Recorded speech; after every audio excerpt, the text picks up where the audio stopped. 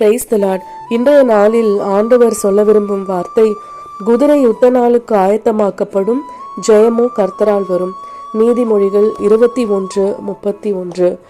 செல்லக்குட்டீஸ் எல்லாருக்கும் all the best. எல்லாரும் எக்ஸாமுக்கு ரெடி ஆயிருப்பீங்க. இந்த வசனத்தை நம்ம அடிக்கடி கேட்டிருப்போம். இது ஒன்றும் இல்லை, நம்ம இவ்வளோ நாளாக நீங்கள் படிச்சிருக்கீங்க, எக்ஸாமுக்காக ப்ரிப்பேர் பண்ணீங்க, டீச்சர்ஸோட அட்வைஸ் எல்லாம் உங்களுக்கு நிறைய கொடுத்துருப்பாங்க.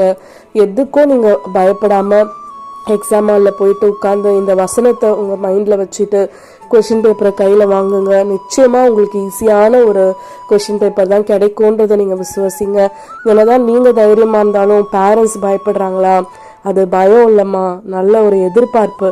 நம்மளை போல் நம்ம பசங்க கஷ்டப்படக்கூடாது, அவங்களுடைய வாழ்க்கையில் எதிர்காலத்தில் அவங்க நல்ல ஒரு நிலைமைக்கு வரணுன்ற ஒரு எதிர்பார்ப்பு தான் அதெல்லாம். அதனால் நீங்கள் அதை குறித்து வருத்தப்படாதீங்க.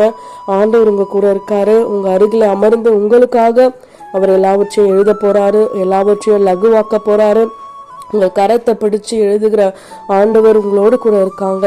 இவ்வளோ நாள் படித்த எல்லாத்தையும் உங்களுக்கு ஏற்றபடி நல்ல ஒரு ஈஸியான கொஷின் பேப்பராக வந்து நல்ல எக்ஸாம்ஸ் எழுதி நல்ல மதிப்பெண்ணை வாங்கி அநேக இடத்துல சாட்சியாய் நிற்கும்படியாய் இந்த நாளிலே உங்களை கிரேஸ் ஆஃப் காருண்யா ஊழியத்தின் மூலம் வாழ்த்துகிறோம். ஆமேன்.